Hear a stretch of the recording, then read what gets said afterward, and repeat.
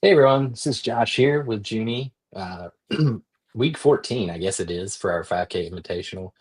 But today I think we want to cover mostly macro updates there. What's going on in our lives. I think probably touch on that at some point.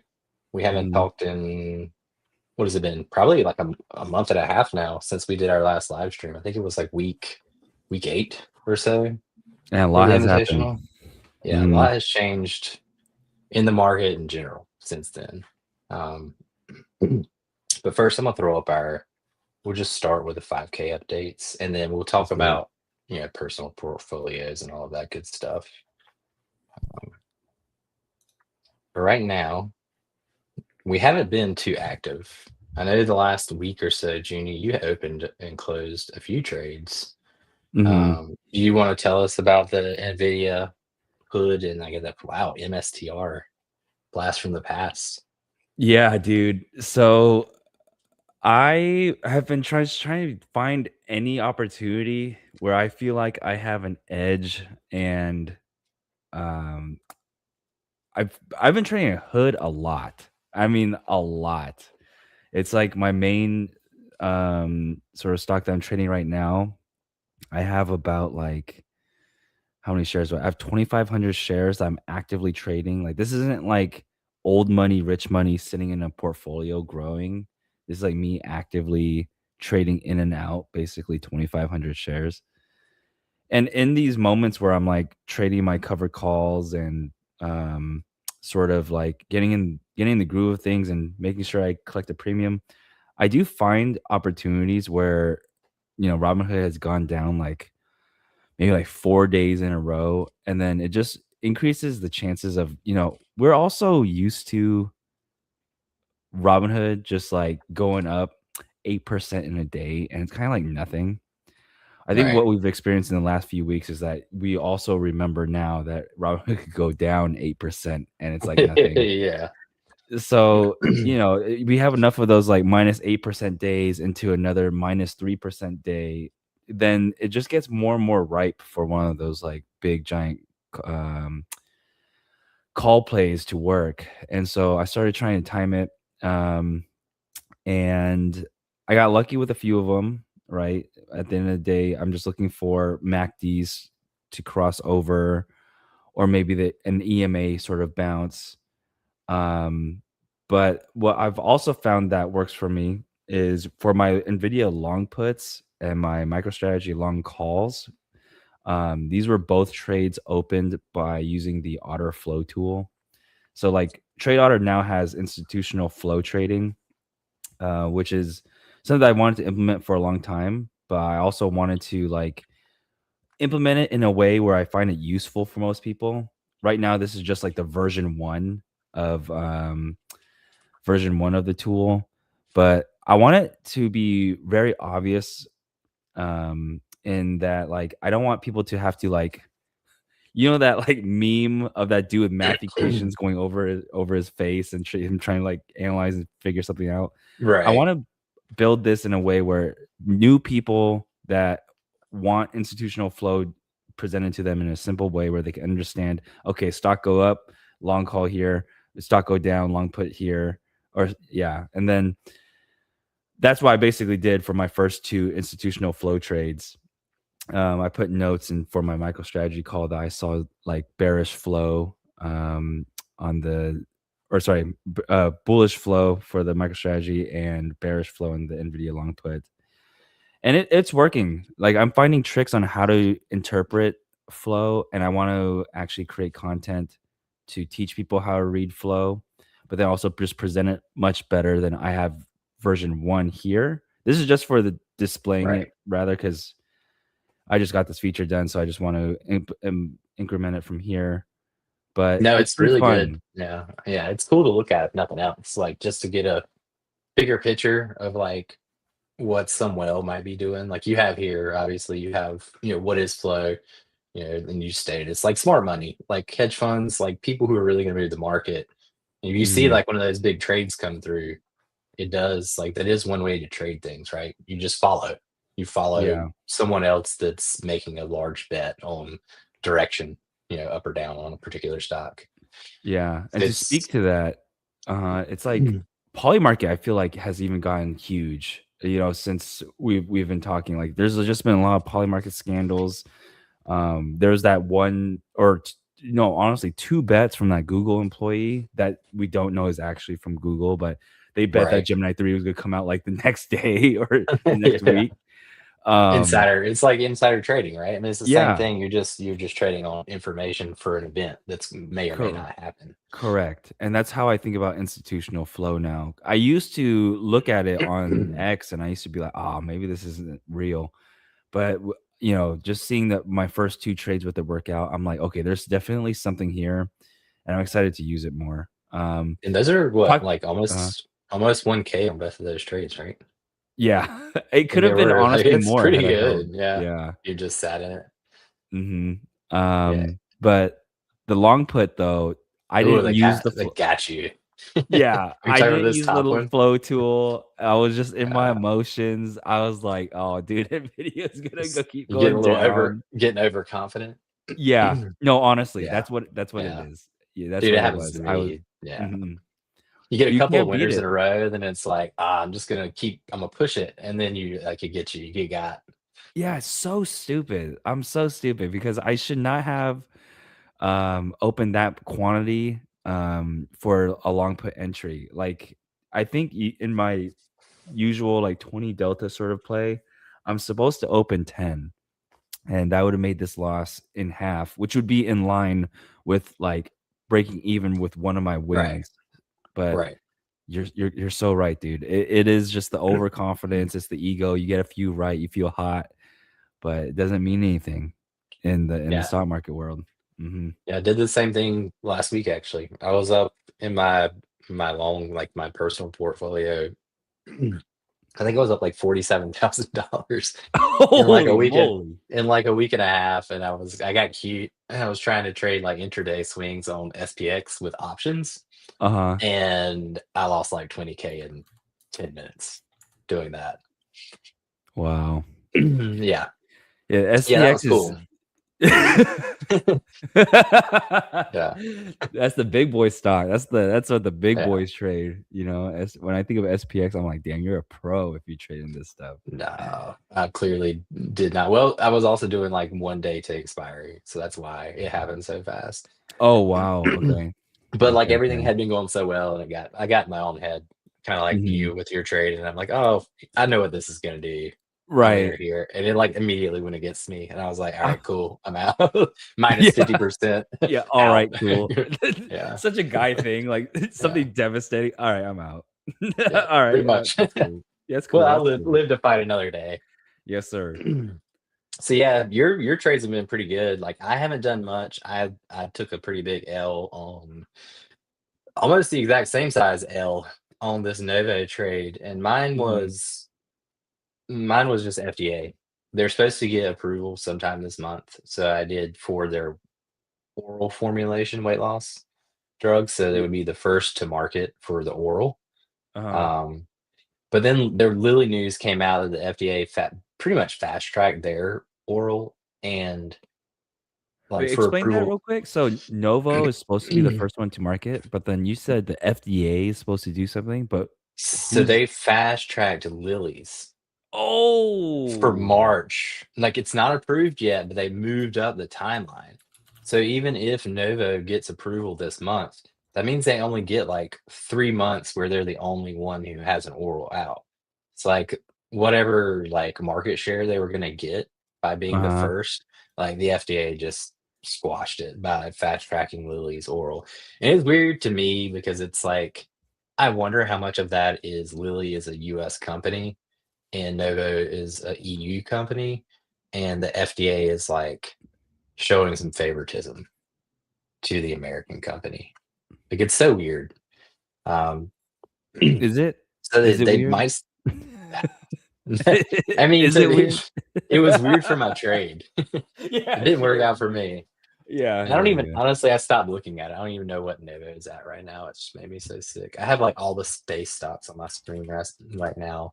Yeah, you're the Um, spaceman of today, that's definitely true. Oh my goodness. yeah, so Novo is still sub 50. which is where my strike was. So Right. that trade's probably dead. Like even if they get approval, I don't think it'll get a very big pop just because the Lily overhang, like knowing that they're not going to be, first to market for any significant amount of time. Mhm. It's not gonna make their revenues that much better. So yeah, that was really the only trade I had, but it's a pretty big loss, almost 2K on that. So thank you for that long put, because if you still had that 1900 in there, it was getting kind of tight there for a second. You were Dude, almost at relax, 10K. relax, relax. You better watch your back. Watch your back. I'll one of these days. One of these days. And I think I'm start trading more in January again in this account. Just I've been waiting, like things have been so good heading into December. I was kind of expecting.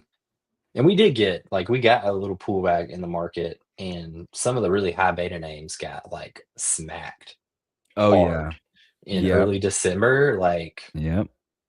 all the space plays, all the energy plays like Iron, Nebius, like all that stuff took like a 50% haircut from Mhm. their all-time highs. So the market did do a bit of a correction. Like Nvidia, like the larger names, they didn't really do much. I mean, I guess it did pull back from what 200 I to would, like yeah. one I would consider that a pullback, 170. especially for Nvidia. Yeah, Yeah. yeah, to 170.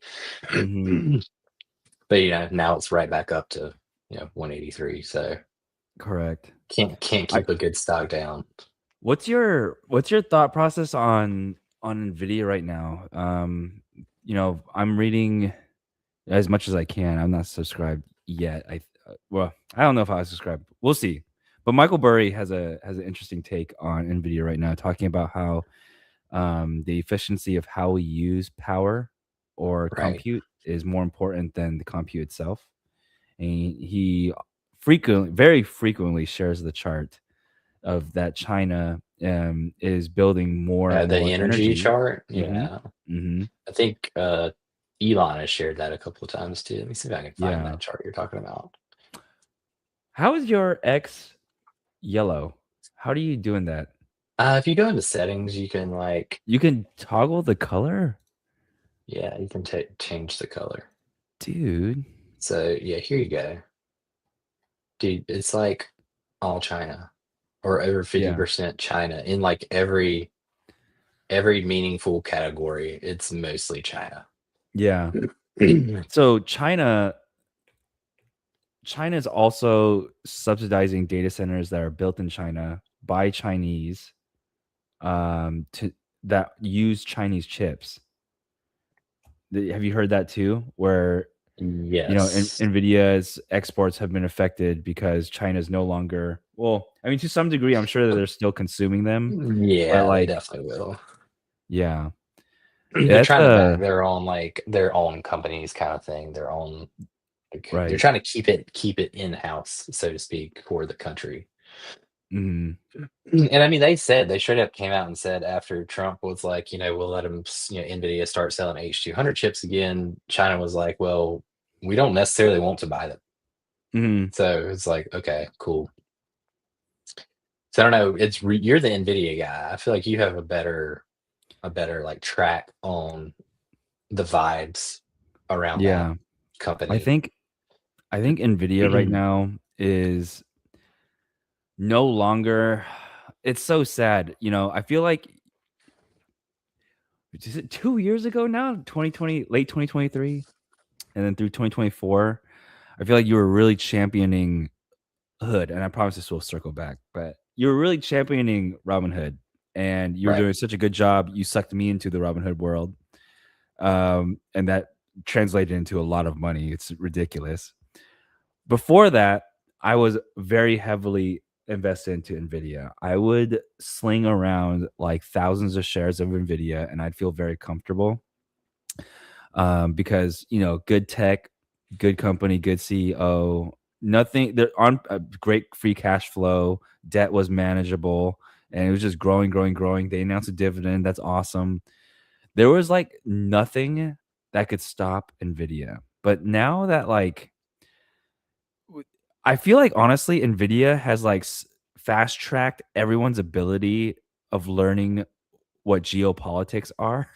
Like I Right. feel yeah, you you trade Nvidia and you kind of sign up for geopolitics 102 or something, because it's no longer a stock that goes straight up, which I know is a very weird take, but it's true. It's like Nvidia's chance of going down is almost as equal as it would trading up. Except here's the main thing that why I don't trade it as much anymore.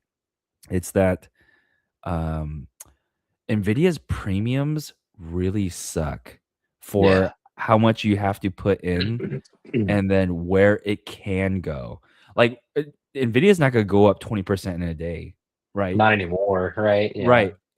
And then so like Nvidia, I think has all the chances in the world to start fading another 20%. That seems very okay. Does it mean like Nvidia's gonna go bankrupt or Nvidia's gonna go out of business? No, but like with China revenue being such an important number for Nvidia's expansion, I don't know. I can't justify putting as much money into Nvidia as I can to other stocks. Um, the downside to Nvidia is just, I think, a little bit higher chance of it going up, and so those are not the conditions that I favor when I'm slinging my The risk to mutual reward fund. isn't as good as it used to be, Yeah, right? I yeah, mean, it's that's my general a thesis. $4+ trillion market cap now. It's Mhm. just better stuff. And Hood to some degree is kind of the same way, right? It's gotten I so Yeah. far up that like the premiums aren't good anymore. Like, I mean, they're still decent. They're probably better than Nvidia, but you can have like a really wild, 10% move down in like 2 days. I mean, Mhm. it went from like 150 to 100 in like 12 business days, Yep. like a month ago. Like, and that's Yep. just like, unless you can really stomach that kind of volatility.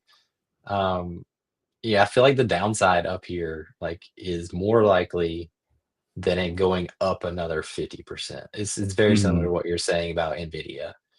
Now, could it happen? Sure. Like, could it go to 170 from here? But I feel like 100 is more likely than 170 from where it's at right Mhm. now.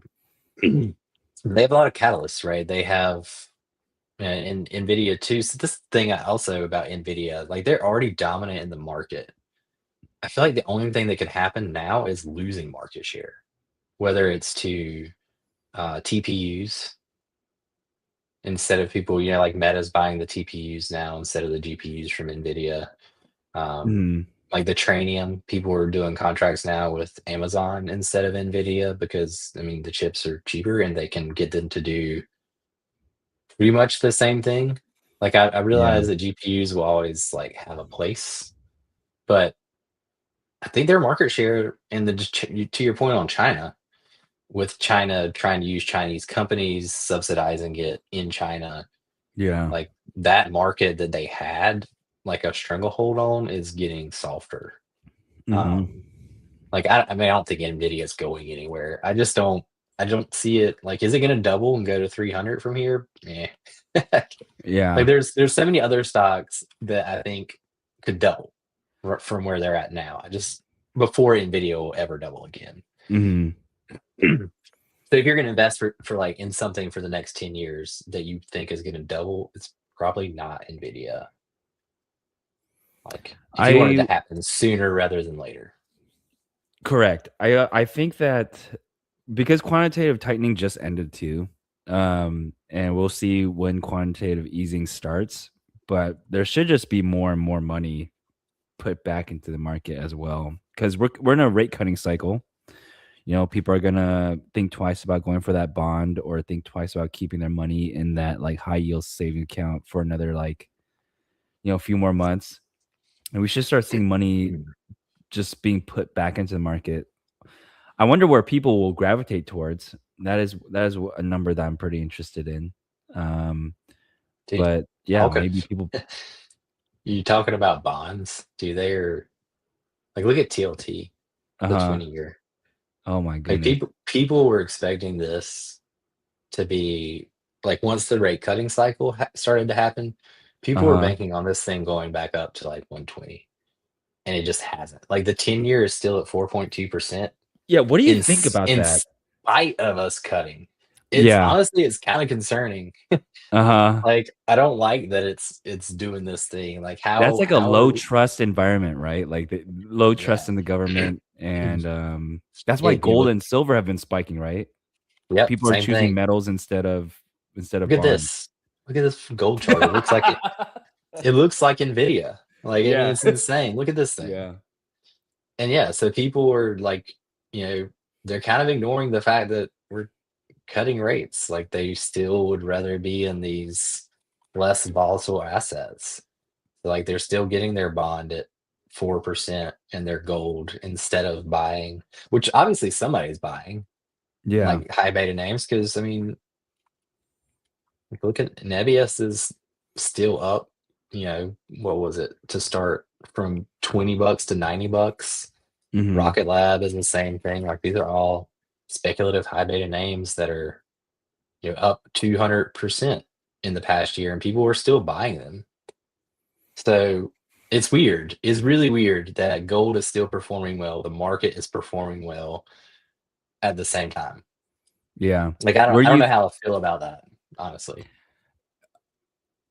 maybe it because I wanna poke your brain about unemployment. Where do you w where are we? Like, what's your feelings on unemployment? I understand from my perspective, and I have a very, like, bird's eye level on it. I think that we're looking at unemployment being one of the only main reasons why we're cutting. I think on, like, a stock market basis, I know the Fed isn't supposed to look at stocks, but let's be real, they kinda do. Um, Unemployment seems to be the main reason why we're cutting. And where Yes. do you feel where do you feel like we are in unemployment?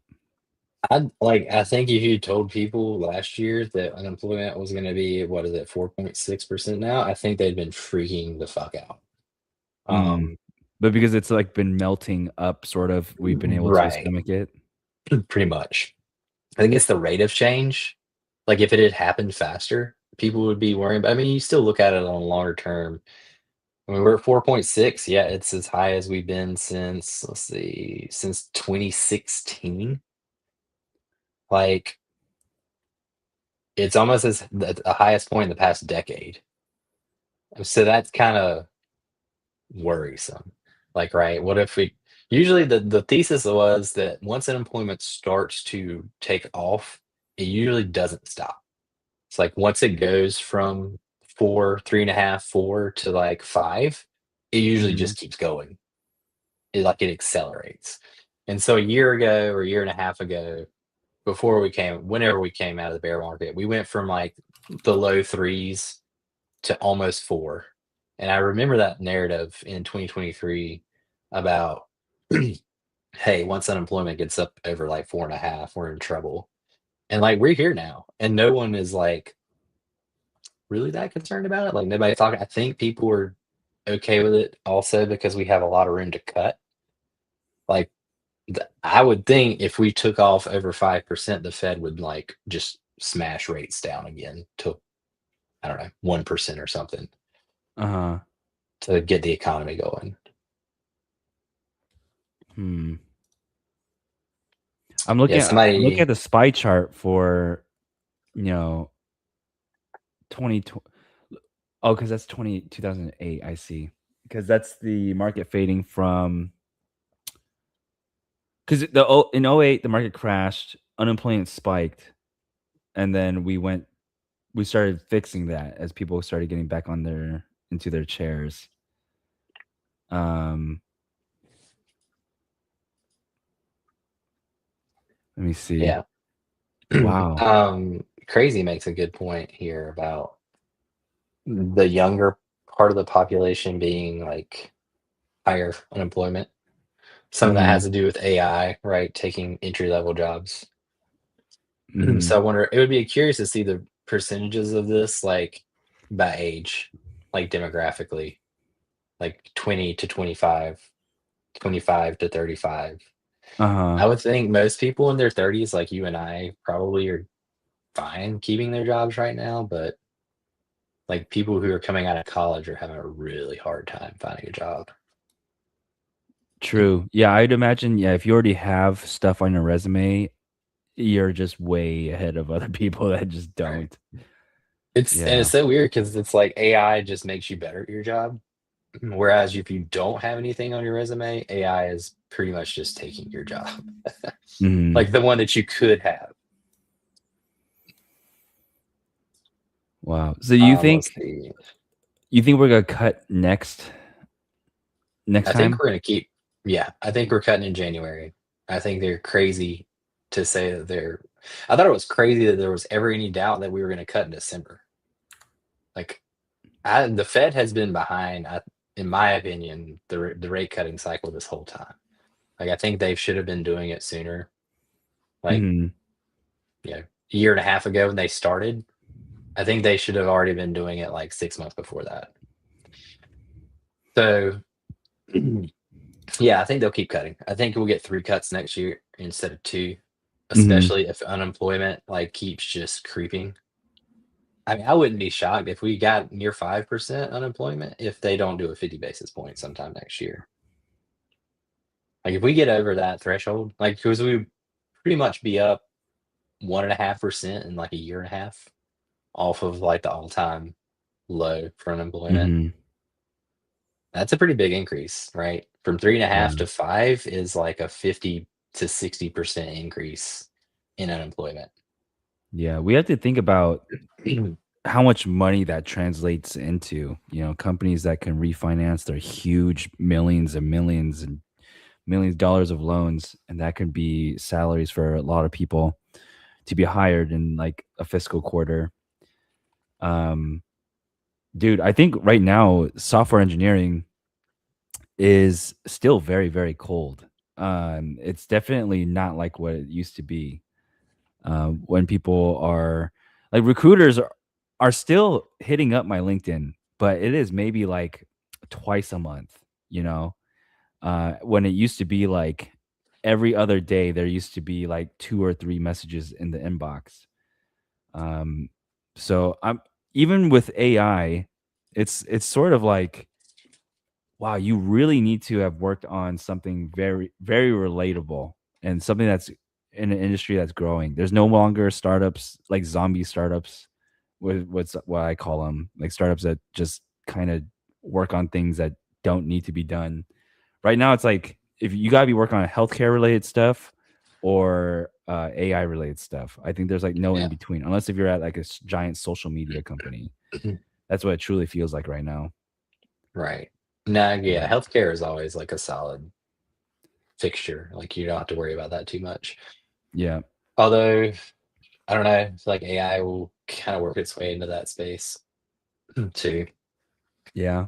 I Isn't hope. there there was a Nancy Pelosi stock that she traded. Hold on. You continue. I'm gonna You gonna look I it up? want yeah, there was a stock that she does for AI healthcare. I think it's like for AI x-rays. So Um I saw an interesting article actually on that the other day where it's like ultrasounds and like not sonograms, but like they're using AI to read like people's charts, and it uh-huh. actually hasn't reduced the workforce. It's actually increased the workforce because it can go through so many and analyze so many that they actually need more people who are trained to like fact check the AI and verify it. I It's found it. like It's called it's Tempest. Tempest, yeah, TEM, yeah. Yeah.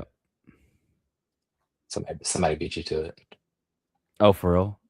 Oh, Yeah. Tim. Yes. Gotta Mr. look in the chat. Cereal. Gotta Yep. look in the chat, man. Yeah. I had the private chat tab uh selected for this longest time. I was like, damn, no one's commenting today. And then I It's just just switched you. to the comments tab and I'm like, okay. Yes, sir. Dude, West Coast Joe. I've been calling the people that come to the Monday stream or just to my stream in general, like handsome. We're handsome traders only. And you're Only. invited, bro. You're Pretty invited. based. Yeah. Did you see speaking of Pelosi, the chart that somebody posted on X of like Pelosi, Buffett, and Spy over the No, last 10 I actually years? have not seen that. I actually have not seen that. Let's pull it up. Let's see if I can find it. Here you go. Oh God. S&P. Dude, just insane. Look at this. She just like straight never goes down. Her chart never That's goes my down. goat. This is That's my only goat. this is the only time it went down was like COVID. And then it's just straight up since. Look how insane this is. She's like 3x the performance of Buffett and Spy. She's the greatest trader of our generation. Yeah, I mean, let's be real. So politicians will not stop insider trading. Like when you have your hand able to dip into the golden fountain, you ain't gonna stop anything. Right. Um, who's the next one? I mean, I don't think Pelosi's actually made a trade in quite some time. I can like verify for us right now. Um, looking, looking. Yeah, last time there's a publicly available trade was October 2025, so 2 months ago, and none of these look necessarily new. Besides October 27th, where she sold Apple. Okay. Before that, her last sort of stint was going into Broadcom, Yeah. and then That also was one of going the into ones that got whacked recently. yeah. She also did a fat purchase of Google in January, which was I'm sure which is very good. I think That that's yeah. I In think that's January, she probably nailed the bottom one. Was it Google was like, Google stock. let's see, I have to January it look. was. Yeah, it was down here. Well, she didn't quite. If it was January, it was under 200. So she's already up 30%. Yeah. Yeah. Oh 33. my god.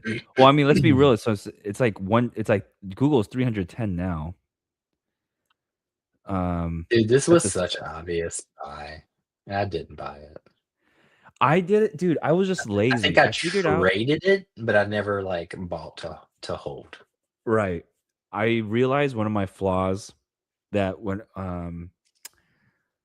of the way I do my work and stuff is that I don't like experimenting with new tools until they're like sort of proven. But I figured out like, dude, I am my best sort of judge. Like the first time I used Gemini 3 after it came out, because I tried Gemini 3 kind of late. I saw the hype behind Gemini 3, and then I was like, I'm already using Claude. Like I already chose between Claude and Yeah. ChatGPT. I don't want to choose between Gemini and these two. Like I'll just chill. But I finally tried Gemini when I went home, because when I go home, that's usually when I have time to creatively do things, because I'm not as comfortable as I am here. And so I'm just like tinkering around with new stuff. And dude, Gemini 3 was so good. It literally changed the path of Trade Otter. It changed a lot of my trading habits too. And yeah, it's very good. I'll stop glazing it. Are And you still so using it? yes, it's the only LLM that Do I'll use. you do you pay for like the premium one? So I have a Google Workspace account, and here's a little bit of tidbit of like insider info. Okay, that only Google customers are getting, and I'm noticing this. I'm noticing this when you have a Google Workspace account, which means like you have a business account under Google. Um, which is like if you get an email through them, or if you have them be your email provider essentially, and like my email is Joonie@tradeotter.com. That's a Right. Google Workspace account. My fee for that was like $16. But then this year, um, Google raised the prices of everyone's Google Workspace account, but then added on to everybody a Gemini Pro subscription. So I use Gemini Pro, but I don't necessarily pay for it. But they increase the prices of everyone's subscription while giving this model for essentially free, I guess, just like paying a little bit. So Okay. Google's revenue should be up. That's my take. And then one more thing, they introduced a code editor. It's called Anti Gravity, and it's just basically a copy of something that already existed, that uses Gemini inside the code editor. That code editor has uh, a limit to how much you can use it, and I've hit that limit before. And once I hit that limit, Google actually uh, emailed me and asked if they want to set up a meeting to figure out how I can best purchase a plan that would help Oh accelerate wow, my workers. What they don't know is I'm the only you are the employee, so there's worker. yeah, there's just no way. There's no way The of worker is justifying. me. Yeah, Yeah, I can't buy the enterprise mm, subscription. There's just no. right. I'm sorry, bud. Like this is a closed sale. My bad. Um, but yeah, So do so you so you think their code editor or it's better than Claude? so Claude Code is Because I pretty thought good. Claude was still like the best for coding. It is. It's yeah, dude. It's very opinionated right now. Very, very opinionated. I think whatever IDE you use, and you use what's called the Sonnet 4.5, a model Right. to use your completion. I think it's okay, but Gemini just takes it the next step. I feel like Gemini handles like contradicting cases just way better. Like I'll give you this. So when I gave Gemini the context between thetagang.com and tradeotter.com, and that's a very complex problem. Okay. So Claude was never able to sort of reason between um like two competing things that you own. So like thetagang.com and tradeotter.com are essentially like they tried to deliver the same thing, but Trade Otter is better. But then Data Gang started first, and Data Gang stay free. But then how do I translate like DataGang.com people into Trade Otter, and how do I come up with a campaign that doesn't sound like it's cannibalizing? Like all these very hard things that Claude just could not, it couldn't juggle. And ChatGPT, I've given up on ChatGPT completely. I think ChatGPT is too agreeable. Do you think Like I think it's you, hooked? yeah, I think I mean, that also sends red flags because they're getting all the news headlines and stuff. So if they go Right. down, I It's gonna wonder if take people are. over. I was gonna That was my next question. Like, do you think everything is so intertwined with GPT and OpenAI now that even if all the other models are doing really well and like improving, and AI as a whole is doing well, if OpenAI doesn't do well and ChatGPT doesn't do well, is it going to take everything down with it?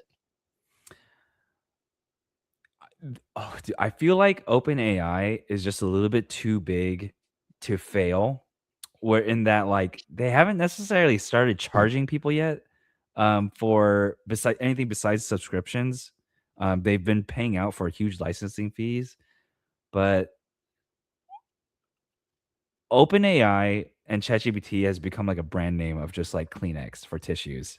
Like when you say you want to look up something on Claude, you just say, "Oh, I just ChatGPT'd it." You know, it's become a Uh, household name. That's like very strong. Where ChatGPT goes from here will be very interesting because Google has already talked about how they're going to start incorporating ads into their models, yes. right? So typically you don't try to make money on something until it's like really really good, like Uber. Remember Ubers are really really cheap when you order them, and it'd be like maybe like $4 or $5 for a decently like distanced Uber. um it seems to me that Google thinks that they've reached saturation, at least enough places where they feel comfortable with doing a rolling rollout of ads for their LLMs. So that's top of mind. But just to finish my thought between Gemini versus Claude versus ChatGPT, it's not even close, for my own use case of handling complex business heavy sort of questions. I think Gemini just takes the cake, like, That's what I've been hands hearing. down. I don't, Yeah. I just, I'm saying, like, I can't, I feel like I'm already into just using Claude. Like, I made that decision. So I Yeah. just haven't Yeah. switched. If you do switch, I think you'll be very happy. But I understand that it's very annoying because you have I to feel like I teach would it want to basically pay everything. up though. I'd want to pay up for like the better version of it because I hear it's pretty dramatic. Like Mhm. from the base to like the whatever $200 subscription versus like the $20 one, it's Yeah. supposedly significantly better, like night and day better. But I don't know that I want to commit that amount of capital to go up. Like Claude's pretty good on the $20 one, and like Mhm. the only thing you get for theirs is just more, like more queries and more like it doesn't necessarily make it better when you pay for more. Gemini, like it actually functions better if you pay the higher fee. Yeah, I would agree. So it's like, do I really want to do that? Although I'm using it for work now, like occasionally, right? If I have questions, Mhm. or if I'm like scouting for like potential clients, like it's super useful to get, hey, these are people I think that would fit like what you're looking for. Yeah. Um, so I don't know. Yeah, like I'm not using it to code, so that part doesn't really matter to me. I did create a query in Claude that would run every week and give me like a list of 10 potential clients, um, that I like run on my desktop Uh-huh. through the terminal. And like it did it all for me. It's awesome. And I don't know shit about coding. But the fact that like me and I know absolutely nothing can do that, like it walks you through step by step. It's like, here, copy this in, put it here, Uh-huh. hit Yeah. enter, copy It's this, put it here, hit enter. It's like, mhm. dude, anyone can do it now. Like your developers are just they're cooked. We're cooked. Like they're cooked, We're man. cooked. Like Hey, like stay away it's from my job. Stay away from my yeah, I know, job. right? Stay in your lane. I know. It was crazy. But yeah, I don't know. I don't know. I'm not that worried about it. Like to go back to the original like line of questioning about just the AI, NVIDIA narrative in general, like that to me, I think there's enough runway on that. Like even if OpenAI doesn't IPO at what are they trying to IPO at like $1 billion, not a billion, a Some trillion ridiculous dollars. amount. Yeah, like Mhm. even if that doesn't happen, I don't think it's the end of the world. Like there's like kind of I know we want to talk about Rocket Lab because I did my write up on that, but Yes, sir. there's just so many catalysts coming in 2026. Like SpaceX IPO is probably going to happen next year. OpenAI IPO is going to happen next year. Those are going to be two of the biggest IPOs ever in like the history of the stock market in the same year. I think that alone like will just get people excited about the market, and it'll bring in money that's on the sidelines that have been waiting for like an opportunity to invest in a name like that. Yeah. Um, because there is a lot of money still on the sidelines. Like that's the 7 trillion or whatever that people talk about that are in money market funds. Like something's got to happen to bring that money back to the market. Like it's not going to stay in a 3% yield forever. And if we cut three more times next year, we would put us at like 2.75%. Like, are you really going to set in a 2.75% yield when SpaceX is IPOing? Mhm. Like you could And probably that's make valid. That's very retail. 20 times that the day it IPOs by just buying it at open and selling it 10 minutes after it opens. Like Mhm. why the hell would you be in a bond? Like I mean unless you're 80 years old, right? And you just want to Mhm. like preserve your wealth. But for anybody that's, you know, has a 20-year time horizon, like it doesn't make sense. So So we'll see. what's the general appeal behind like Rocket Lab and SpaceX right now besides literally going to the moon? Is it launching the data centers in space, the That's satellites? Is it mainly that or what is it? I feel like that's tertiary to it. Like that's That's part of it. crazy. Okay. Um it's like scale, right? They're finally getting to a point now where SpaceX is doing like, hundreds of flights annually. Rocket Lab next year will probably do, if Neutron, which is their like next their medium lift rocket. So it's really about size. So right now Rocket Lab has Electron, which is like their small scale lift rocket. So like, if you want something that isn't like super large to go into space, it makes sense to use something like that as opposed to SpaceX with their Falcon Heavy rockets that are like launching huge payloads into space. Like Uh-huh. whether that is somebody mentioned ASTS, like whether it's satellites that you're deploying in space, like whatever data centers, whatever you want to put up there. So Rocket Lab is going to work in this smaller to medium lift type market where you're not trying to put so much stuff up there, but it's still a pretty large like payload that they can deliver. And the both companies have gotten to the point now where they're reusing rockets, they're making it way more efficient, like economies of scale have gotten better. um, it isn't costing them as much to send stuff to space, and Mhm. so their margins are improving a lot. Like I think Rocket Lab's margins are like 40% now, which is crazy for For a literally space company. sending stuff into outer space, right? You would think that'd be like the most cost, like the most inefficient, like non-cost effective business in the world. Mhm. Um, but they're both getting so much better at it that with those margins, and like I think each lift or each mission, I guess you would call it, is it's like $10 or $20 million. You think if Rocket Lab can get up to 100 of those a year, you're looking at 100 to $200 million annually. So that's kind of where SpaceX is now. SpaceX is just so much larger than everyone else. They're doing, you know, 5 or 6 times the number of um, missions that Rocket Lab's doing now. But they're going to function in different areas. Like Rocket Lab's focused on smaller missions, whereas SpaceX is really looking at the bigger stuff. That's So it's incredible. a little bit different market.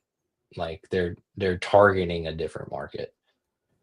So The once we start demand getting is like there. right government contracts, that's the other thing, right? The iron Mm. gold, Trump's golden dome that he Uh-huh. wants to do, right? Somebody has to launch all of the systems into space for that. Um, and it'll be SpaceX or Rocket Lab. Um, and that's Rocket Lab just got like an $800 million government contract, I think, this past week. I saw Yeah, some general headline. Yeah. yeah. So it reminds me of, I told this to somebody on Twitter. It reminds me of Palantir when it started taking off. Like Mhm. it started getting government contracts, like small ones, and people kind of like dismissed it. And then they started getting bigger contracts and bigger contracts, and then they just kept getting contracts, and people were like, "Oh shit! Yeah, like, oops. Like this is a Should have gone in at real $20. right. Yeah. This is a real business." And now, like now that people see it, like they want to use it. And I think if Rocket Lab can make it affordable for smaller players to get their stuff like into orbit, whether it's there's like different levels. There's like low orbit, like they're different types of um I guess target areas for different clients. But if they can make it more cost effective, more people will do it. More people do it, they make more money. Um, and I think space is just it's an infinite TAM, right? Like you theoretically could do anything in space. Um, and we lost Joonie. Oh no. Rocket Lab should benefit. Yes, Snore hacks. You're right. Rocket Lab will benefit from SpaceX IPO. That's honestly another reason why I bought so much of it, because that alone, just narrative, will keep it going. Like, I expect it to keep going straight up like it is? No, it'll probably pull back. I wouldn't be surprised if it pulls back like down into here where the previous all-time highs were. Um, yeah, can't hear you scream in the vacuum of space, especially when my trades go wrong. But we were just talking about Junie, the SpaceX IPO, and like how that'll impact it too. Okay, Um, good. because Rocket Lab will trade like a pair. It'll trade like AMD and Nvidia did. Like right for a long time, if something good happened for Nvidia and Nvidia went up, AMD would move in sympathy. Same thing for SpaceX. If SpaceX really does get to a $1.5 trillion valuation, either at IPO or after, I know that's what Elon is trying to target. Uh-huh. Rocket Lab's like a $30 billion market cap. So like, how much room is there really, right? Like, so if Yeah. you so whether it makes sense or not, the way people will think about it is, holy shit, SpaceX is $1.5 trillion. If Rocket Lab can even get to like 50% of that size in the next 5 or 10 years, that means it should 10x in market cap. Like, it's a very base level thought process, but that's how people will look at it. The same way they looked at Nvidia and they're like, holy shit, Nvidia is making chips. They're making all this money. AMD is making chips. They should also make lots of money. So the stock will just move with it. Um, Dude, whether that's right or wrong, like I just mentally, I think that's how people are going to think about it. I think that's what's happening right now. People am I are like talking to processing Jordan that. Belfort? Are you trying to sell me this amazing stock that will only go up into the moon? It's Oh going my to god, 10x, man. bro. You Obviously, make a great case. You make a really great case. What like do you, what do you, go they go have go. a real business. They have a real business. I Their agree. I margins think are you told me. improving. Yeah. They're going to be profitable now with the new government contract. Probably in Q1 of 2027, they're going to be gap EPS or whatever positive. Uh-huh. So, I mean, that's a year from now. Like, we're not that far away from them being a profitable company. And you have SpaceX, right? Like, as a, like, holding you up if it does really well post IPO. Like, Mhm. here, it's going to follow SpaceX up. So, You have I any don't know. tips And for it's people just, going into Rocket Lab as a trade? Maybe say at these levels. Like, what are you thinking? Like, if you could take your buy right back, would you execute a buy God. right here? Yeah. So for those of you who don't know, you can see my cost basis. You can see my cost basis on my shares down here at like 57. And I've been adding to this as it's been going up. So my initial entry was at like $50. So I literally bought at 53, I think, like right here in this dip. Yeah, you bottom ticked up. And I immediately did a buy right because I was like, all right, it's pulled back a little bit. I'll do a buy right up at all-time high for 2027. I have a year left on those. I didn't do it on all of my shares. I only did it on roughly half of them, a little more than half. So I did a buy right with a 70 strike. So now they're absolutely cooked, those cover calls. And then in my infinite wisdom, I took the rest of my shares and did a $75 buy right, which I just rolled out this morning to $95 from Okay. January of this year to March of this year. So I actually netted a credit on that and moved up my strike to where I think it's probably going to go. I think it's going to $100. Like, I think it is. I'm just going to sit in the 70s that I sold. Like, I'm not going to roll them now. I might wait for the Snorhax mentions the Neutron needs to be successful. So Neutron, which is their medium lift rockets, they'll do their maiden flight in the first half of 2026. Mhm. I think I'll wait for that week that's going to happen because IV should go up. It has But to. yes, right. And then Holy crap. I'm gonna look at maybe rolling the 70s if I get a good spike on the IV to 2028. And I'm hoping to get more strikes open. And I'm thinking about rolling it like up into the hundreds somewhere, You like worried about gap way fill up. to the bottom at Mhm. all? Like you I mean, Oh that's what your yeah, cover to calls are 70. for. Yeah. Yeah, yeah, but I have so much time on them. That's the only thing. Yeah. The shorter dated ones, like, yeah, I might close those if we feel down. But like those 2027s, like I don't really have many options right now. The only thing on the chain is 2028 calls or cover calls. So like I could roll it up, but then I have to pay a debit Yeah, which is not, on the it's not the best 27s. feeling in the world. No, I'd Yeah. rather just sit in them and pray that it comes back down so that I can Mhm. get out. Um, but yeah, I don't know. Yeah, 41 billion market cap right now, Joe. But if SpaceX is 1.5 trillion, then there's at least 10x there to go. And that's the type of that's the type of thinking that got you to a hood 100. Okay, Yeah. people thought you were smoking literal crack. when you're saying that, dude. I've learned to really trust in meh as much as I would invest in meh, but to I mean, while you don't have to go all in or even No, make a play on it at all, hearing this type of stuff and then just understanding that it can happen with from like a very reasonable take is a skill that I think a lot of people can develop. I think when people first start out, and this is just like a little bit of market wisdom that I've seen that I've like grown over the years, is that like when people first start out, they're very reliant on other people to make plays. And eventually that catches up to them. Like what they invest too much, the timing is bad, and they lose a lot of money. And then they say maybe in their intermediate level journey, they say, you know what? I'm not gonna listen to anybody anymore. You know, I'm gonna make my own decisions. I'm gonna be in my own little bubble.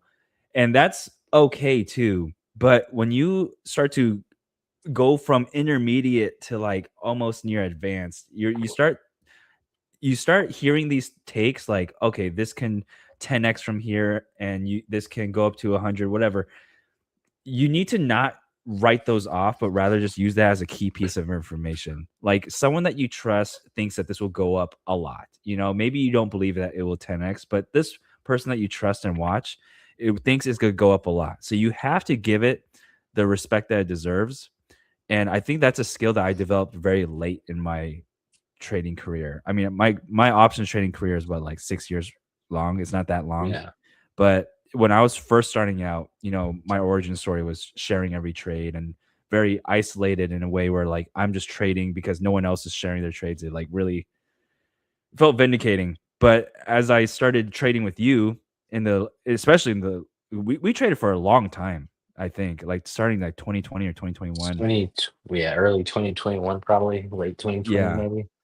But it wasn't until 2023 where like I started really getting influenced by our trades, because you were always one of the more risk takers of the group. And when you finally caught tail of like a very good setup like Hood, yeah, that's really taught me that stocks have those historic moves. And to add one more thing, there was a very clear moment where I was able to pass this knowledge forward. There was someone in my chat last year that was asking if they should sell Palantir at either like 40 or 60. Yeah, because their cost basis was right about there, and they had made a little bit above that. And I had just remembered, you know, what it was like to trade Robinhood up to that amount. And I was like, no, this is not the time where you sell. You hold on, you even add on to the position. And that's helped them a lot for surviving whatever market turmoil or volatility we're experiencing now. So it's good. It's good. Stocks can go up a lot more than you think they can, especially if they've Yeah, already gone up. Like the fact that stocks have gone up already does a lot of I your exploration for you. think people get too stuck in they're too stuck in where things are right now. So like Mhm. like Rocket Lab as an example, just because we were talking about it, I think it's Yeah. trading at like 60 times price to sales or something like that. And like that is absurd. Yes. Should it be there? No. But that's not the reality of the market, right? The market doesn't really care about what you're doing today. The market is looking for what you're going to do tomorrow. Mhm. And if the market thinks that, like, as not a society, which I got no, as a society, as a country, as a world, that we are going to increasingly utilize space for things like whether it's data centers, solar. I think there's a lot of companies that are looking into putting solar cells out in space because then you have 24/7 sunlight, right? You're not Mhm. only half the day. Um, there's a lot of room out there to put Yeah. things. You got Elon who's trying to go to Mars and wants to terraform Mars. Like if you I mean, you're talking about not just for practical things like that, but then for one day, maybe not in our lifetime, but maybe towards the end of our lifetime, tourism. Like if they get to the point where these rockets are so efficient that they're like basically reusing the same one over and over again, like you do an airplane, Mhm.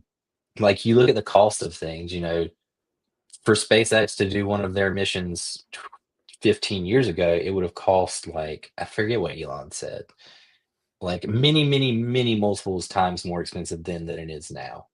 Uh-huh. And if you're going to treat it like Moore's Law, where things just keep getting cheaper, like by magnet, exponentially cheaper over time, you look at chips, right?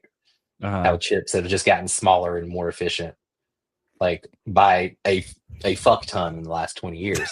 If you Yeah. if you think if you think space could be the same, right? If you think it can get to where it's a very affordable thing to commoditize, Mhm. and that we're going to need things like defense systems in space, if we're going to need data centers in space, if we're going to send people to space for tourism, then it's a really big market. And then, like, name 5 companies that will be capable of supporting any of that in 10 years. Mhm. There's not 5. There's SpaceX, like, and then there's Rocket Lab.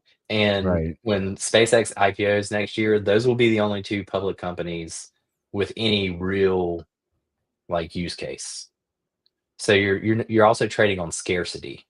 There is no one else you can buy to get into that sector. Like, that's Mhm. it. Those are the 2 companies. Kinda like NVIDIA. Like, there are other chip companies, but there is no one else as good as that. So, like, Yeah. NVIDIA, AMD, like, those are your options. Um, but for space, it would be Rocket Lab and SpaceX. So I think a part of it is just the scarcity trade. People know that there's nowhere else they can go to make this trade, and so they're gonna buy the only thing that they can buy, which literally right now is Rocket Lab, SpaceX, unless you're an accredited investor and you can get access to pre-IPO shares, you can't buy it. So Yeah. you're pretty much forced to buy this if you want to play space, like directly play it. Now you can do adjacent plays like ASTS, who does satellites. Someone mentioned Blue Origin. Honestly, I don't know a lot about Blue Origin. I know that's Amazon's thing. Bezos is, but you have, I mean, honestly, competition is good. The more companies you get into space, like trying to push each other, um, I think the more likely it is that it'll become an industry where, you know, there's a lot of money to be made. Yeah. I wonder if Blue Origin will fall into launching things in space. I feel like Blue Origin is just exploration, but Right. that's my take right now. Aren't they the ones that sent Katy Perry to space? Yeah. Yeah. Yeah. Yeah. Katy Perry and I forget who else. A bunch of celebrities went. Yeah. I think they've done a couple of trips. They've done a couple of missions where they've sent people. And honestly, the pricing isn't crazy. I forget how much it cost to do those, but it was like a few million, which if you told somebody 30 years ago that, hey, for 5 million bucks you could go to outer space, They like probably slapped you. if you're rich, like that's not like a crazy amount of money to do that. Mhm. But what if it's like, $500 one day? So, like, as they continue to scale and improve their rockets, like, maybe it could be like buying a plane ticket. Yeah, there you go. So Dose Drift says Blue Origin is going to send some ASTS satellites to space. So ASTS is this satellite company? Yes, they They do. They're kind of like Starlink, I think. Oh. Mm. I hear about, like, space-related stocks, and I'm just like, I don't know what it is. I just oh, man. It sounds They made up. Yeah, their It drawdowns doesn't are sound real. so Yeah, vicious. Like, yeah. Look at space this. stocks, oh my god. I don't Which, know if my stomach can handle it. hey, well, Hood took a 50% almost drawdown from 150 to 100. It did, and I was a part So of that. it's I'm still like, in it. But I believe in fintech way more than yeah, outer space. Yeah, outer space. I Yeah. get it. Sounds like a bunch Mhm. of hocus pocus.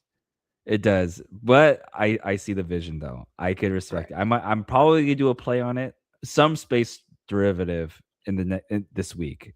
You could maybe I'll post my do trade order. space. Rocket Lab is kind of hot right now. I I got some lunar calls today, actually, in the 15s. It's sitting around 16.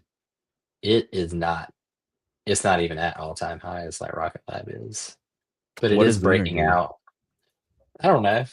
They're a space company. I hate you. I hate you so much.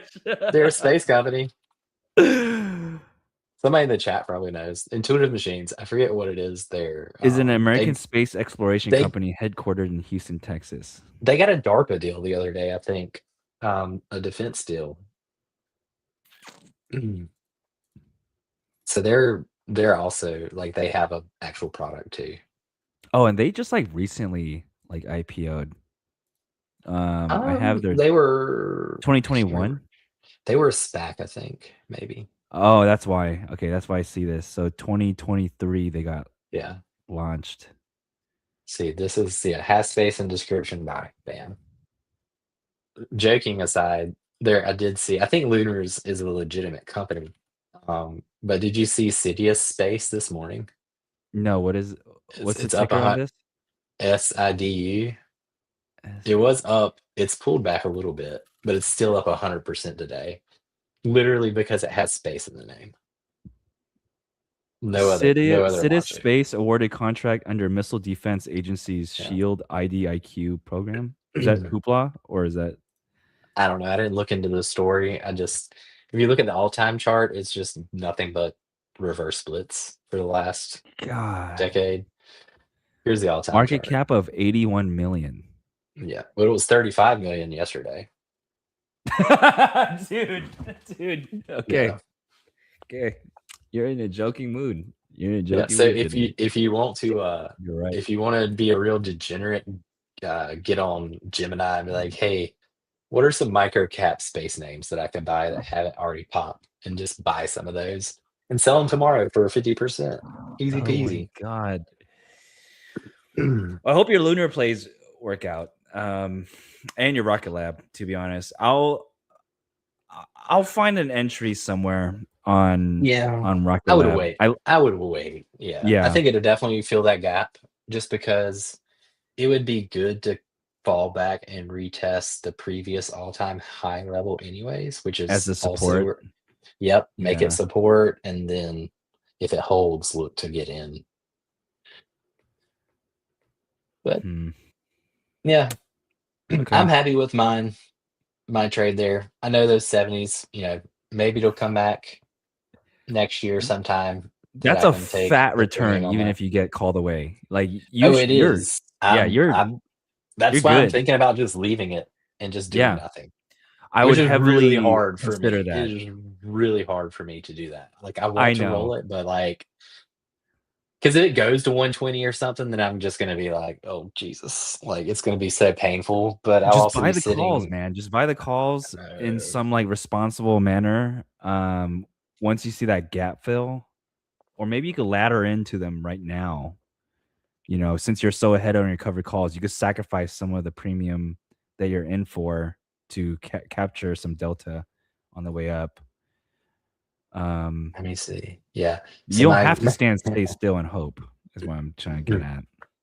yeah, and that's yeah. Look, I'm down $43,000 on my covered call. Dude, It's so bad.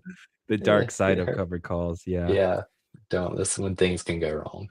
Yeah, it's not free money, man. Never is. Hmm. Um, yeah, you're right. I might look at just getting some calls to have exposure to upside in case it does decide to do something really stupid.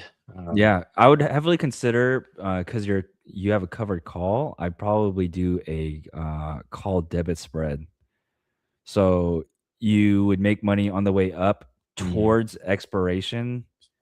You would cap your upside, but because premium's so hot, you might as well get the deduction from the short call above your long call strike. And that lets you let it fill the gap and you can maybe even double down on your call if you were feeling a little bit risque. But right. blind long calls don't seem as good as a call debit spread at these levels. IMO. Unless you were trying to No, do like I a 3 day agree. trade. Yeah, the R&R is not as good. Yeah, if you think it really is gonna like squeeze or something here for like a short-term trade, maybe. But I don't. I mean, it's already up what 20% in the last 2 days. Like that's just Yeah. not a good spot to try and Usually that is not a good spot to try and take a stab at calls. Mhm. Like, it's already moved, like, the move has already happened, which, I mean, The I'm still volume covered. Yeah, uh-huh. go ahead. The volume is accelerating on the way up. It's not as big as yesterday, Right. but also most of the volume usually comes at the end of day anyway. So It's uh, gonna be above average for sure. yeah. The the candle of today, the wick on the top, there's no wick. Right, it's just It's sitting. still going up. It's still going the price is still going up right now. That should have been a tall tale sign for the last 2 trading sessions. You see how Yeah, there's no same wick thing. in the yeah, it just constantly gapped up because everyone was chasing the top. We do see that on the previous, day where there's like a what price is that? I can't see it. We're basically, like, 70? You talking about to the the high right was to the right, 70 the most bucks? previous, correction, the most previous correction. Oh, down here? Yeah, and then a little bit before that, go a little bit to the left. Yeah, so these candles right here to the right, the green ones. Right here, these. Yes, these, yeah. Yeah, So, what I'm talking about is, like, what we're experiencing right now for Rocket Lab is there's no wicks at the top of the candles. So, every day it's, like, closing at the top. And then when the next day in the market starts, it gaps up because we closed at the top. We didn't, like, go to the top and fade and create the wick. So that's why we see such bullish movement on the way up in these last 3 trading days. But we see in a previous instance where this has happened, where there's like no wicks at the top, there's one consolidation day where it had a very volatile day, and then people didn't like that it was going straight up and then it dumped. right. So, I mean, if history rhymes, that's probably where I would probably start looking at it really aggressively. I'd really try to start trying to time something.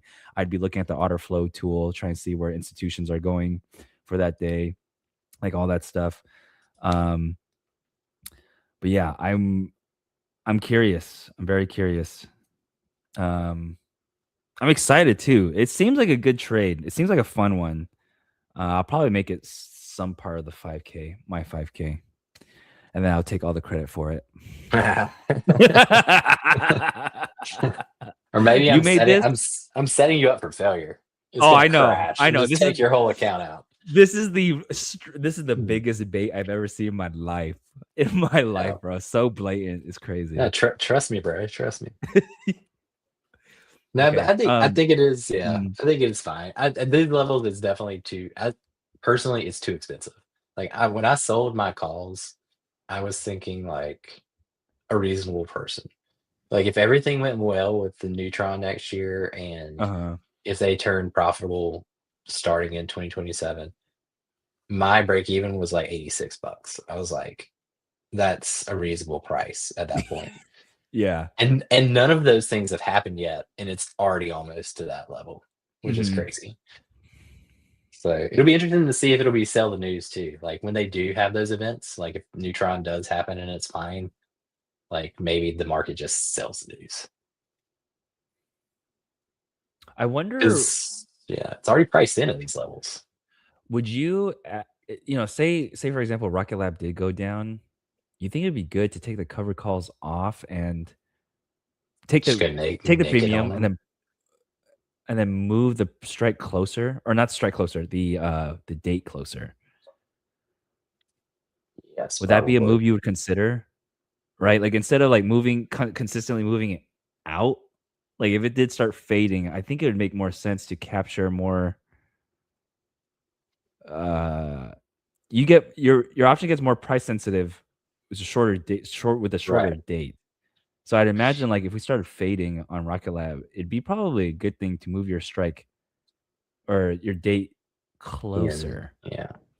Well, it's gonna need to pull back to like this blue line for me to even the 9 EMA, Uh-huh. which right now is at like 62, $63.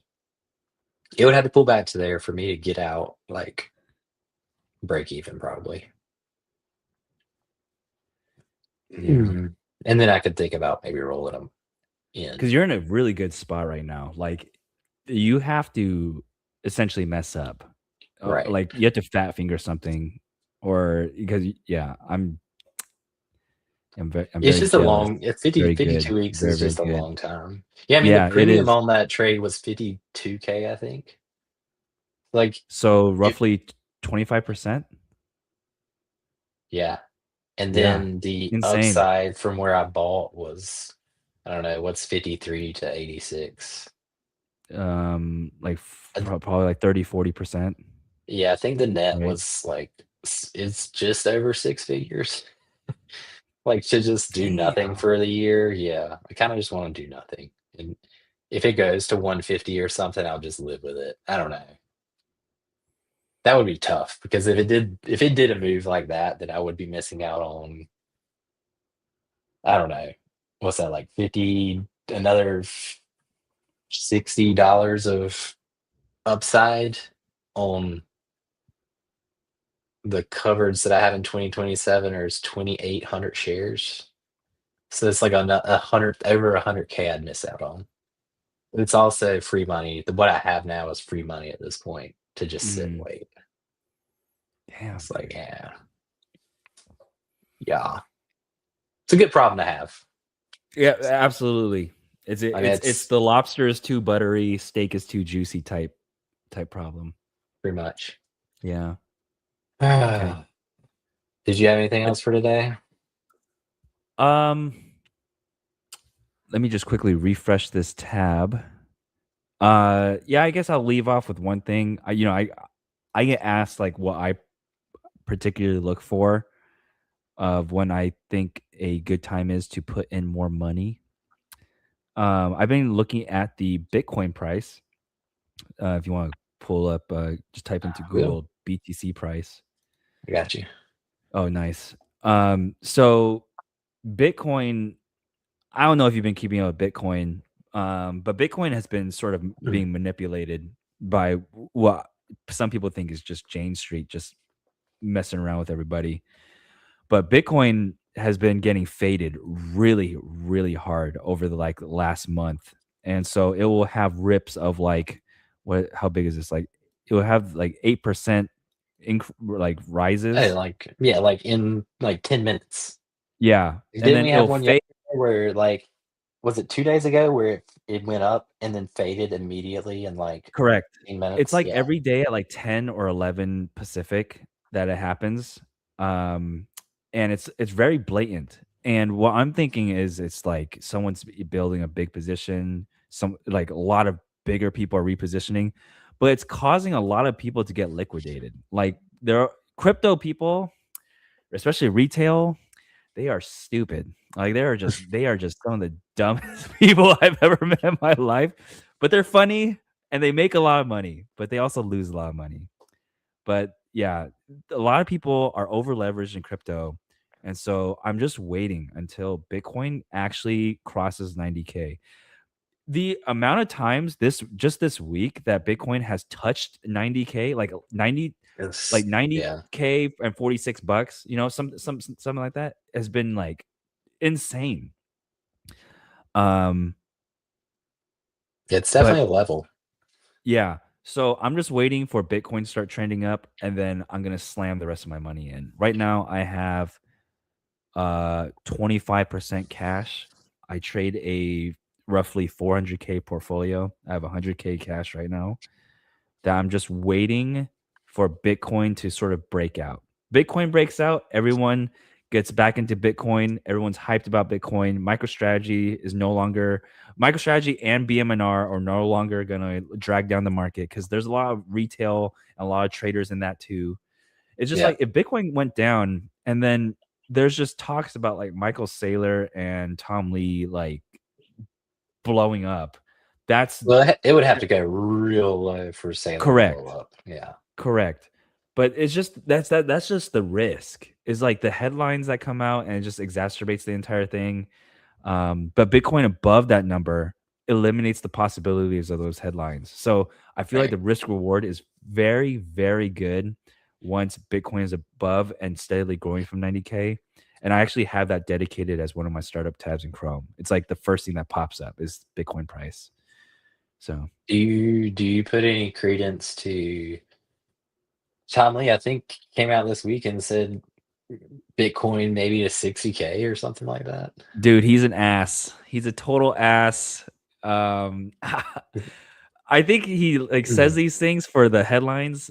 He's Yeah. just very he's good. He's good at what he does in that like he knows how to get people to side with him. And I can respect the Yeah. hustle. So and Maybe he's doing when I like call him an reverse ass, I just say it as psychology. He's yeah, trying to inverse himself. I Because think so. I think so. he was Cuz calling for 200K like 3 weeks ago. yeah. And what I've learned is this just goes back to the whole market wisdom thing. As you start trading longer, you start picking up on these tropes, and you picked up on it too. Is that like, yeah, he's doing like this reverse psychology, trying to get clickbait or just like free marketing by saying these things. You know who did it first? Jim Cramer. He Yeah. knows exactly what he's doing when he says buy something or sell something. He knows exactly what he's doing. He's not dumb. One of the smartest men to like ever trade. Like he knows what to say and how to say it, and he just totally plays along with the entire like inverse Kramer Mhm. stuff. It's very I good. was they once put it like a year or so ago. They had the short and long Jim Cramer I think it's still a ETFs. thing, is it not? They're no, I think they kicked there wasn't enough volume, so they got rid of Uh, them. not enough money. Not enough people putting their money where their mouth is. You want to talk shit Nope. about Jim Cramer, the goat, but you're not gonna short him. You just look like a dummy to me. You look like a Yeah. big dummy. Yeah. Well, he's done okay, I think, for himself, Yeah, anyways. Trading aside, but yeah, BTC, yeah. I could see that. Like, because where do you think it goes once it starts to get momentum again? Like, do Easily you back think over it? 100, and then we retest highs. Like I think when Tom Lee says, Bitcoin to 150K, or these like absurd numbers, Bitcoin going from here to 100, I would be like, yeah, this is expected. This is a 10% move. But you know what else would move 10 or greater? The stock market. The stock market would be heavily boosted by crypto. And I think honestly, metals would start being put into crypto. I think a lot of the crypto people went into metals, but then now we're going to see, because there's also that meme of that person buying like a million nickels. Yeah, Yeah. yeah, yeah. So crypto people are very aware of metals. Like they trade everything because they're all degenerates, like in the best way possible, right? So Bitcoin starts going back up, metals start going back into Bitcoin, and then because there's not enough risk in metals, then it goes into stocks. That is like that's my vision. That's my vision. It's very clear to me, but maybe it doesn't play out. If Bitcoin goes Hey, below what if it does 90K, this instead? that would be okay. That would be like cash secured put and cover call, cover straight. Okay, maybe if you did that, then we're talking like hands off. I'm talking hands Yeah, off, hold everything. Because if say that third bounce didn't happen at all, and actually that green line that we're going down just continue going down, like where we're at right. right now. Like Yeah. if we woke up tomorrow and Bitcoin is at 82K, like it dropped 8K or something, I'm done. I'm done for the year. I'm like just gonna hold what I have, and I'm just gonna wait to see where we go. But right now, I think the risk reward's not that good with Bitcoin. Um, I think if you could find the alpha like you did with Rocket Lab, I think that's amazing. And that goes to show why there's skill in the market versus luck. That's like created skill that you generated. But when the market is like in this limbo right now where Bitcoin is trading at 90K, like 88K, 89K, 90K, and just like up and down, up and down, up and down, normal plays stop working because generally what I consider a normal play is a bullish play. And when the market is volatile and has an equal chance of going up and down, it creates an environment where you're not just like buying stocks of good companies and it working. If the market is churning and you can get churned, you could be on the wrong side at the wrong time of like a trade. So when the market trades flat or some really big name like Bitcoin trades flat, you need to really be careful. It's like a it's like a big red flag to me that right now we're still trading this 90K area. We haven't made like a breakout up or down. And you see that as bad against like SPY. The fact Yeah, that I think the fact that Bitcoin is just kind of meandering and SPY is like near all-time high. yeah, I think that discrepancy is like too it's too weird and volatility now is really low. I think the VIX is like It's like uh, 14. yeah. So it's Yeah. like if I were to hedge now, it wouldn't be puts. I just buy VIX calls, TBH. Like you smell me? You Yeah, smelling me? I Like, agree. dude, Which we just had that VIX spike to 26 a couple weeks ago. insane. And people And just like forgot about it. yeah, So volatility's down. Like, let's go, people. Let's put your money in crypto. Put your money where your mouth is. This is going to the moon. Let's go. But do you like Bitcoin better than Ethereum? personally, I do. Um, just because yeah, I mean I do. I know you are a big fan of Ethereum, but I'd say like Bitcoin is as much as Sailor says it is the standard. It is the gold. Maybe you don't use it for like, It the doesn't have a infrastructure of utility, things. right? Yeah. Yeah. Yeah. But that's what I like about it, that it's so simplistic. Right now there's some stuff happening in the Bitcoin community where they're trying to introduce more code into the Bitcoin contracts so that it can do more things. But then there's like Bitcoin like purists that don't want it to change. Just keep it as Right. like the gold it is, and Well, I don't know. I think the choice has already been made as far as which chain is going to be used, at least in the near term, for like utility purposes. Like, I think it's going yeah, to be Ethereum. Like, correct, banks are already correct. using it. Robinhood's already using it. Like, they're either using Ethereum or they're using a layer two that's on Ethereum, and like, I don't know, 60% of stable coins are on Ethereum. And is that So where Robinhood's new tokenized stocks that they just released, Vlad was talking about, yes, it's slowly on then all at our once? right. It's on Arbitrum, which is on Ethereum. It's a layer two on Yeah, Ethereum. yeah, that's what I thought. Okay. But it is crazy. Like, I mean, Ethereum's doing the same thing Bitcoin's been doing. Like, it's also just meandering at like 3,000 for a while now, Yeah. and like really hasn't made a significant move in either direction for a month. Mhm. So it'll be weird. Like, if neither one of these moves and SPY goes to 7,000 in early January, and these are both still flat, like there's a disconnect somewhere in the risk. Yeah, huge, Like huge. like Something's happening. Yeah. the fact that yeah, and if gold keeps going up, right? So like if you have commodities like gold and silver or metals going up, you have the Mhm. market going up, you have crypto flat, and you have bond yields going up. Like it's just I don't know connect the dots. I don't know what it means, but it's something weird going on Mhm. structurally in the market maybe. So Maybe yeah, it's the Japanese yen stuff. that's part of it. Yeah. That's a whole other thing. Like I try and try and try. I Which cannot you wrap my think head around. the carry trade you would think would have been unwound by now. After Yeah. last was it last year, early last year where the yen carry trade almost blew up, or was that 2 years ago now? It feels like a year ago. I Mhm. wouldn't be surprised if it was 2 years ago. Time is Yeah, flying by. Yeah. yeah. So, yeah, I don't know.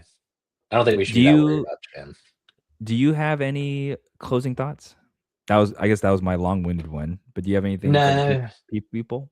People? um, go out, buy as much Rocket Lab as you can. No, just kidding. Don't do it today. Don't do it Don't today. Don't do it today. Wait, be patient. It'll come back. I think it'll come back down. And if it doesn't, then I'm screwed too. So no, I think be patient.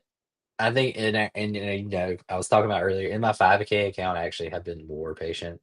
Uh-huh. Um, I don't really have a lot of trades on. Like in my personal account, the only like trade I have right now is Rocket Lab. In my 5K account, I don't have anything. Like I'm kind of waiting to see what happens end of year. Weird things happen heading into the January OPEX because people, large players, positioned for the year in January Uh-huh. after the January OPEX for next year. Uh-huh. So if the market stays strong, you know, the other thing you have to think about is end of January we had to start dealing with government shutdown again. So Is that really yeah, they only extended it like 3 months or 4 months. So it'll be all over the news again. interesting? Okay. Have that. My health And premiums went then, up another $10, by the way. I got like an dude, additional email. Do you get that or not I feel email, but like that letter? I feel like I'm not even like I don't even have insurance anymore. When I go do urgent care visit, it's like $100. I'm like, it used Yeah, to be 20. same. It used to be like $20. Yep. Like, what Mhm. happened? Yeah. Um, so yeah, you have the government shutdown in January, and then you have Fed chair replacement a couple months later. So I Mhm. think in February that'll start like picking up steam in the news. So the first, and Tom Lee, bless him, he also has made this point that he thinks the market, not just Ethereum or Bitcoin, but the market is going to be super choppy the first half of 26 because of these things, these headlines that I are could going to see come it, out. dude. You're actually the first person to bring that shutdown stuff back up to me. Yeah. Yeah, I'll keep that in mind with the January OPEX, which is the third Third Friday. week in yeah, it's like the Right. 17th or 16th or something. Yeah. Okay. But yeah, I would pay Wow. attention to that before popping any, like going heavy in anything, because Yeah. if No, that's they do another 40-day shutdown, then the market's going to freak out again. yeah. All of my options right now are actually expiring on the 16th of January. So that's a very popular strike. Because I was doing some like open interest analysis of like where people are putting their money, and yeah, especially because it's the beginning of the year. I don't think the 1.2 or the 1.9 has a lot, but 1.16 it trumps everything by far. And it'd be kind of nice to have things get called away on the 16th, Yeah, if need be. And then you then can reposition for the year, exactly. So start fresh. yeah, maybe that's a good call to everyone that's watching. If you're picking a strike, don't go past January 16th. That could be a good move. That's where I'm positioned at least. So maybe I don't tell you what to do, but you just listen to where I'm at. No, I agree. Yeah. I think I'm gonna wait and see how that plays out, and if we get a prolonged shutdown again or drama and the market pulls back, I think that'll be a good buying opportunity. Like, Absolutely. government shutdown fear has always been, because they're not going to shut it down forever, right? So Mhm. it's always a good, if nothing else, you get the relief rally of when they Yeah. do finally agree to something, which is what happened to in November. Mhm. And November was we were a SPY was down 5% in November, and it was pretty much all because the government was shut down for 2 months. Dude, it was the airport stuff. I That think too, had the airport people, ATCs. Yeah, yeah, when it's publicly feelable, like our let's be real, like our wives don't know like much about what's going on with like the economics. But if we get to the airport and they notice that we're in this TSA line for like 2 more hours than we should have, and you're like, honey, yeah, like we're not actually paying them right now, so we've got to be a little bit more nice. yeah. Yeah. Oh my goodness. Anyway, All right. I think I gotta get going. But dude, it's been a pleasure talking to you today. Yeah, it's been too We gotta long. make these more Too. frequent. Yep. Yeah, we got to be better. Be better. Yes. That'll be I our agree. New Year's Resolution. resolution. Yep. Yeah, let's do it. All Okay. right, man. You take Well, if I don't care. talk to you again, Merry Christmas, Happy New Year, Happy Holidays, all those Yes, sir. things. You too. Have a good All right, man. lunch, and I will Thank- see you when I see you. All right, man. Take care. See ya. Later. Bye, guys.